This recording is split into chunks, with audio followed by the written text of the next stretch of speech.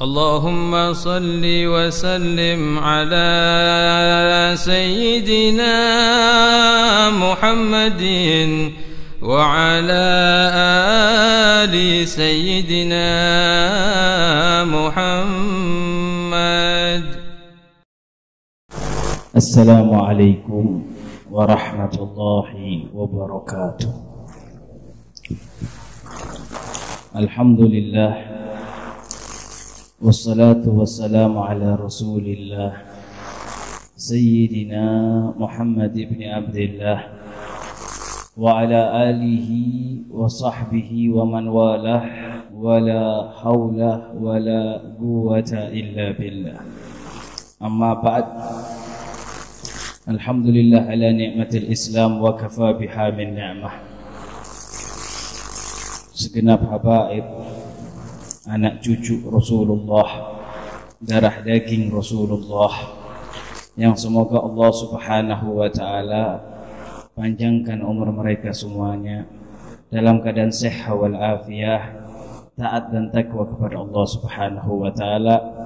Terkhusus tamu kehormatan kita, Fadilatul Habib Anis bin Umar As-Saggaf, Dewan Guru Jalsa Isnin Majelis Rasulullah Sallallahu Alaihi Wasallam, yang sudah memberikan nasihatnya kepada kita. Semoga nasihat beliau menembus sanubari kita, terpaku dalam jiwa kita, hingga terlaksana dalam tingkah laku, akhlak dan adab kita. Kita doakan beliau, semoga Allah Subhanahu wa ta'ala muliakan dan jaga beliau, Allah hormati dan berikan keagungan kepada beliau dengan keberkahan di dunia dan di akhiratnya. Tidak lupa kepada para ulama kita, para kiai kita, ustadz kita yang hadir cukup banyak pada malam hari ini. Semoga kehadiran mereka menjadikan majelis ini semakin mempunyai nilai keberkahan, semakin mempunyai nilai keutamaan di sisi Allah Subhanahu wa ta'ala. Humul qaum la yashku bihim jalisuhum. Mereka lah sebagian kaum, jikalau duduk bersama mereka tidak merugi di dunia dan tidak merugi di akhirat. Mudah-mudahan kita kelompoknya. Hadirin wal hadirat, telah kita dengarkan apa yang disebutkan oleh Habib Anis, bahwasanya pada malam hari ini pula penutupan sementara Jalsa Isnin di bulan Sya'ban, dan akan berjumpa kembali di bulan Syawal. Dan juga kita telah dengarkan pengumuman dari akhina al-karim Ustaz Nasir, insyaallah di bulan Ramadan akan diadakan safari khatmil Quran Ramadan Jalsa Isnin Majelis Rasul sallallahu alaihi wasallam, sebagai bentuk pengamalan dari amanat guru kita bersama Habibul Mahbub Sayyidil Habib Quraish bin Qasim bin Ahmad Baharun, yang semoga Allah Subhanahu wa ta'ala selalu menjaga beliau dan selalu memuliakan beliau, dan semoga Allah memberkahi beliau dan keberkahan beliau terdapat pada diri kita semuanya, amin. Dimulai dari malam 15 Ramadan, yang dimana pada tanggal 14 Ramadan kita akan mengkhatamkan Al-Quran dan dibagi kepada kaum muslimin yang hendak menghatamkan Al-Quran. Lalu malam 17 Ramadan, malam 19 Ramadan, malam 21, 23, 25, 27 dan 29 Ramadan, yang akan kita adakan penutupan akbarnya tepat pada malam 1 Syawal. Di malam takbiran kita akan mengadakan tabligh akbar, yang semoga kita bisa menghadirinya. Jikalau semua kita hadiri, insyaallah pada tahun ini kita akan menghatamkan Al-Quran 8 kali paling sedikitnya. Mudah-mudahan Allah berikan kemuliaan itu kepada kita semuanya.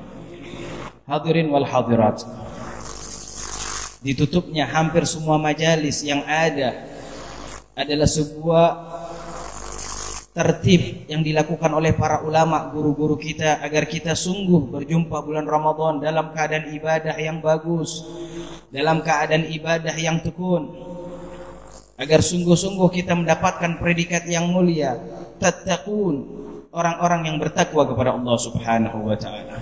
Ya ayyuhalladzina amanu kutiba alaikumusiyam kama kutiba alal ladzina min qablikum la'allakum tattaqun. Diwajibkan berpuasa kepada kita. Maka ambil kemuliaan bulan Ramadan dengan memperbaiki ibadah puasa kita.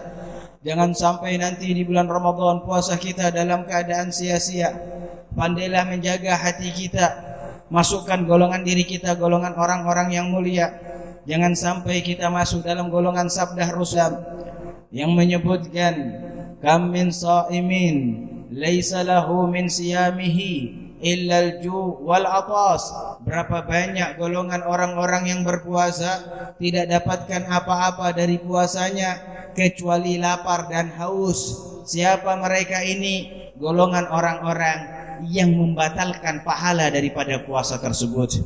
Maka jaga ibadah puasa kita, murnikan ibadah puasa kita, bersihkan daripada sifat ghibah, bersihkan daripada sifat namimah, bersihkan daripada sifat kadhibah, bersihkan daripada sifat yaminul kadzib, bersihkan semuanya daripada sifat-sifat tercela. Harapan puasa kita memenuhi kesempurnaan untuk mendapatkan fadilah yang besar di sisi Allah Subhanahu wa taala. Para ulama menasihati kita jika berjumpa bulan Ramadan adalah apa yang Allah Subhanahu wa taala isyaratkan di dalam Al-Qur'an. Syahrul Ramadan alladzi unzila fihi al-Qur'an hudan lin-nasi wa bayyinatin minal huda wal furqan. Bulan Ramadan adalah bulan diturunkan Al-Qur'an. Maka ikatkan hubungan kita dengan Al-Qur'an. Allah yang menjelaskan inna anzalnahu fi lailatul qadar. Kami turunkan Al-Qur'an di malam Lailatul Qadar. Semakin kuat hubungan kita dengan Al-Qur'an, maka semakin indah hubungan kita dengan Allah Subhanahu wa taala. Dan maksud daripada ayat diturunkannya Al-Qur'an di bulan Ramadan, ulama menyebutkan yaitu turunnya dari Lauhil Mahfuz menuju Baitul Izzah minas sama'id dunya. Turunnya Al-Qur'an di bulan Ramadan yaitu turunnya daripada Lauhil Mahfuz menuju Baitul Izzah secara keseluruhan, dan dari Baitul Izzah minas sama'id dunya turun kepada Nabi Muhammad melalui Jibril dengan waktu 23 tahun lamanya. Maka hadirin wal hadirat, orang-orang yang ingin dekat dengan Allah, orang-orang yang ingin dekat dengan Nabi Muhammad sallallahu alaihi wa ala alihi wa sahbihi wasallam, lazimkan hubungan yang kuat dengan Al-Qur'an. Perbanyak membaca Al-Qur'an, perbanyak menghatamkan Al-Qur'an sampai darah kita kenal itu Al-Qur'an, sampai daging kita kenal itu Al-Qur'an, sampai kulit kita kenal itu Al-Qur'an, sampai pakaian kita kenal itu Al-Qur'an, sampai rumah kita kenal itu Al-Qur'an, dinding-dinding rumah kita kenal itu Al-Qur'an. Begitulah keadaan kaum solihin sebelum kita. Diceritakan Syekh Sa'ad bin Ali Madhaj, seorang ulama di negeri Hadramut, tepatnya di desa Trim. Beliau belajar ke suatu tempat dengan waktu yang cukup lama, waktu yang tidak singkat, panjang masa yang berlalu. Setelah dia pulang, ibunya mendapati Syekh Sa'ad bin Ali Madhaj, seorang anak yang masih tidak absah, belum sempurna daripada apa dalam Al-Quran yang harus dia miliki. Maka wanita, ibu daripada Syekh Sa'ad bin Ali Madhaj datang kepada Faqihul Muqaddam Sani, Al-Imam Al-Kutub Al-Habib Abdurrahman bin Muhammad As-Saqqaf, lalu menceritakan, wahai Habib, wahai Imam, anakku belajar waktu yang cukup lama untuk menguasai Al-Quran, namun tidak menguasai Al-Quran. Maka Al-Habib Abdurrahman mengatakan, engkau inginkan anakmu menguasai Al-Quran? Iya Habib, khallu fi baitana. Kalau engkau inginkan anakmu menguasai Al-Quran, biarkan anakmu tinggal di rumahku. Maka tinggal ini Syekh Sa'ad bin Ali Madhaj di kediaman Al-Habib Abdurrahman bin Muhammad As-Saqqaf dalam waktu yang singkat. Sebagian ulama menyebutkan waktunya 40 hari. Dalam riwayat yang lain waktunya hanya 4 bulan. Ada yang mengatakan waktunya hanya 4 tahun. Namun waktu yang singkat Syekh Sa'ad bin Ali Madhaj berada di rumah Al-Habib Abdurrahman bin Muhammad As-Saqqaf. Pulang ibunya dapati Syekh Sa'ad bin Ali Madhaj telah sempurna dirinya Al-Quran. Adharat nurul Quran wa asrarul Quran wa barakatul Quran fi Syekh Sa'ad bin Ali Madhaj. Tampak kebesaran Al-Quran pada diri Syekh Sa'ad bin Ali Madhaj. Tampak keberkahan Al-Quran pada diri Syekh Sa'ad bin Ali Madhaj. hingga ibunya datang menanya kepada Syekh Sa'ad bin Ali Madhat, mengapa engkau dapatkan? Syekh Sa'ad mengatakan, aku dapati bagaimana tidak menguasai Al-Quran.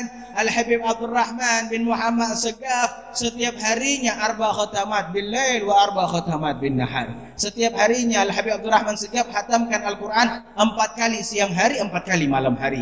Hingga aku jumpai dinding-dinding rumahnya membaca Al-Quran. Aku dapati sejadah yang tempat Habib Abdurrahman sujud membaca Al-Quran. Aku cucikan pakaian Habib Abdurrahman, aku dapati pakaiannya membaca Al-Quran. Tidak ada di rumah Habib Abdurrahman kecuali ta'allaq bil Quran, kecuali punya hubungan kuat dengan Al-Quran. Begitu keadaan orang-orang sebelum kita memiliki hubungan yang kuat dengan Al-Quran. Semoga Allah Subhanahu wa ta'ala memberikan ini juga kepada kita. Mereka punya keutamaan untuk menseringkan membaca Al-Quran. Al-Imam Abu Hanifah seumur hidupnya beliau membaca Al-Quran di tempat beliau wafat sebanyak 7.000 kali khataman. Di tempat beliau wafat, Imam Abu Hanifah membaca Al-Quran 7.000 kali khataman. Jikalau kita mengukur imam daripada umur beliau, maka setiap harinya beliau menghatamkan Al-Quran 1,5 kali khataman. Al-Imam Syafi'i di bulan suci Ramadan beliau menghatamkan Al-Quran 1 kali siang hari, 1 kali malam hari. Maka selama bulan Ramadan beliau menghatamkan 60 kali hataman Al-Quran. Begitu keadaan orang-orang yang punya hubungan kuat dengan Al-Quran. Bahkan di dalam hadis Nabi Muhammad sallallahu alaihi wasallam, beliau banyak menjelaskan fadilah bagaimana ta'allaq dengan Al-Quran. Nabi Muhammad mengatakan, bait alladzi yaqra'u fihi al-Quran tatara'a li ahli sama kama tatara'a an-nujumu ila as-sama. Kama tatar'an nujumu ilal ard. Rasul mengatakan rumah yang dibacakan Al-Quran akan tampak sinar yang terang benerang pada rumah tersebut, dan dilihat penduduk langit, rumah itu terang benerang sebagaimana penduduk bumi melihat ke langit bintang yang terang benerang. Maka rumah yang ada di dalamnya pembacaan Al-Quran akan tampak terang, dikenali oleh penduduk langitnya Allah Subhanahu wa ta'ala. Kisah tentang Al-Habib Abdurrahman As-Segaf menghatamkan Al-Quran 4 kali siang hari, 4 kali malam hari pernah dibawakan oleh Al-Habib Ali bin Muhammad Al-Habsyi hingga didengar oleh murid beliau Al-Habib Muhammad bin Saleh bin Abdullah Al-Attas sahibul Amad. Maka Al-Habib Muhammad bin Saleh Al-Attas sahibul Amad beliau beristihad kuat, berusaha meninggalkan semua kehidupan yang menjauhkan dia dari Al-Quran hingga beliau bisa menghatamkan Al-Quran 1 hari siang hari, 1 kali malam hari. Beliau menambahkan lagi istihadnya terus sampai 2 kali siang hari, 2 kali malam hari. Bertambah lagi 3 kali siang hari, 3 kali malam hari. Bertambah lagi 4 kali siang hari, 4 kali malam hari. Sampai pada posisi 5 kali hataman siang hari, 5 kali hataman malam hari. Lalu beliau menulis surat kepada Al-Habib Ali bin Muhammad Al-Habsyi, bersyukur kepada Allah diberikan ketetapan bisa menghatamkan Al-Quran 10 kali dalam sehari semalamnya. Suatu ketika Al-Habib Muhammad bin Saleh bin Abdullah Al-Attas sahibul Amad, beliau diundang oleh salah satu ulama untuk menghadiri suatu kegiatan keagamaan dan memberikan ceramah. Maka ditunggu dari waktu yang cukup lama, Al-Habib Muhammad bin Saleh belum tiba di tempat acara. Maka disusul oleh salah seorang, disuruh, kita umpamakan sekarang ini sebagai salah seorang panitia, maka disusul oleh salah seorang panitia ke rumah Al-Habib Muhammad bin Saleh, dan didapati Al-Habib Muhammad bin Saleh bin Abdullah Al-Attas hanya berjarak beberapa meter dari depan rumahnya.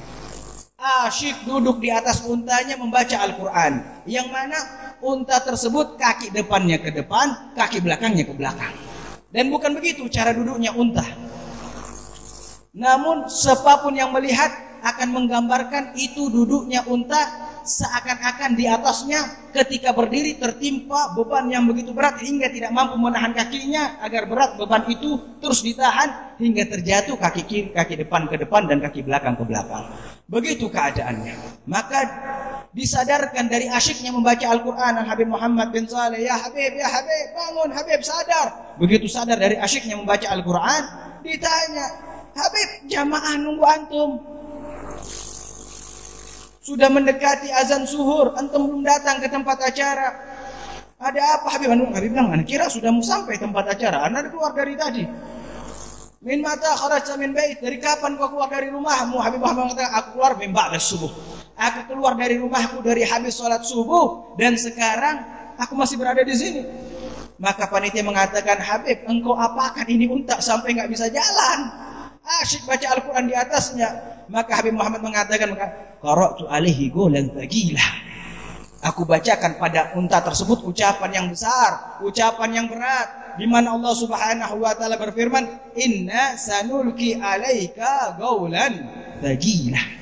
Sungguh kami ceritakan, kami bacakan kepadamu wahai Muhammad ucapan yang berat. Dan begitulah keadaan Nabi Muhammad ketika menerima ayat al-yawma akmaltu lakum dinakum wa atmamtu alaikum ni'mati wa raditu lakum bil islama dina. Ketika ayat ini turun, Rasulullah berada di padang Arafah.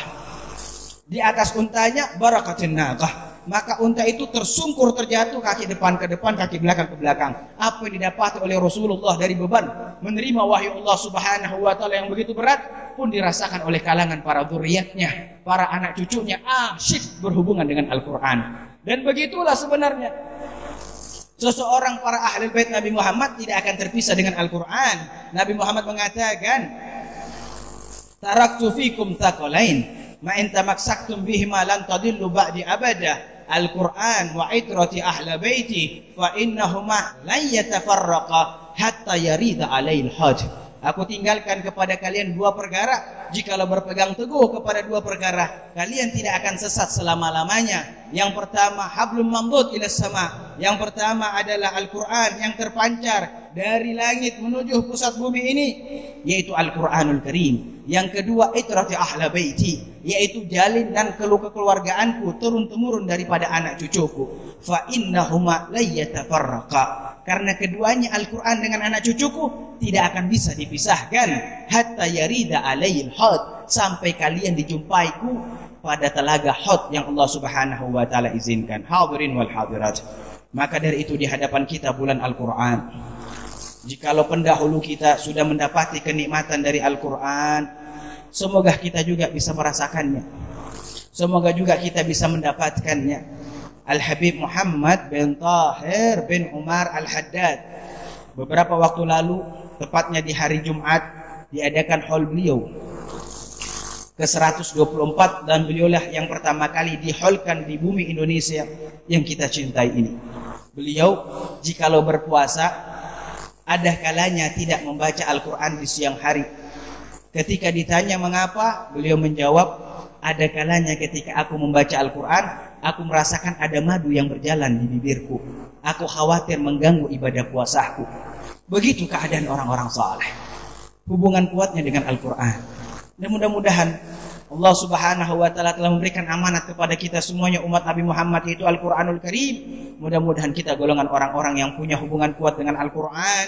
Dan mudah-mudahan Ramadan tahun ini Allah Subhanahu wa taala mentakdirkan kita dengan khatamat, dengan banyaknya hatam-hatam Al-Quran, dengan banyaknya mengulang-ulangi bacaan Al-Quran, hingga keberkahan Al-Quran ada pada diri kita. Dan di luar dari bulan Ramadan, jangan sekali-sekali kurang daripada 10 ayat membaca Al-Quran. Itulah sabda Nabi Muhammad SAW, "Man qara'a asra ayat minal Quran lam yaktub minal ghafilin." Barang siapa yang membaca 10 ayat daripada Al-Quran setiap harinya, maka dia tidak akan tercatat sebagai orang-orang yang lalai.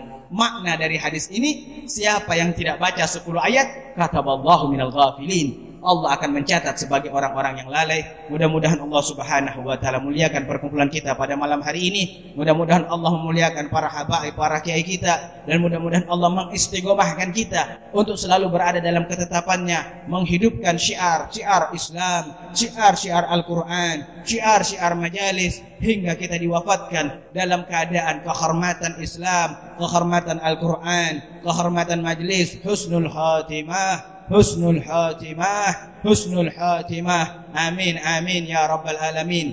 Al-Faqir, saya Rizal Hamid mewakili kepengurusan Jalsa Isnin Majelis Rasulullah SAW Kabupaten Brebes mengucapkan mohon maaf lahir dan batin dari segala bentuk usaha yang kami lakukan di sana sini dalam syiar Jalsa Isnin Majelis Rasulullah, dan kami ucapkan terima kasih banyak yang telah andil mensukseskan Jalsa Isnin baik di masjid ini ataupun di desa-desa ketika melaksanakan safari Jalsa Isnin, mudah-mudahan apa yang kita andilkan Allah Subhanahu wa taala terima dan Nabi Muhammad senang serta banggakan kita dan menjadikan kita semuanya mendapatkan wadah catatan amal baik untuk masuk bersama Nabi Muhammad ke dalam surganya Allah Subhanahu wa taala. Amin ya rabbal alamin. Allahumma jal hadzal jam'an jam'an marhuma wa tafarraqna min ba'dihi tafarruqan ma'suma. Allahumma la taj'al fina wala minna wala ma'ana syaqiyan wala mahruma. Allahumma nas'aluka lutfan ma'at takdir fima jarat fil maqadir innaka ala kulli syai'in qadir wa bil ijabati jadir wa ilaikal masir walhamdulillahi rabbil alamin. Wassalamu alaikum warahmatullahi wabarakatuh.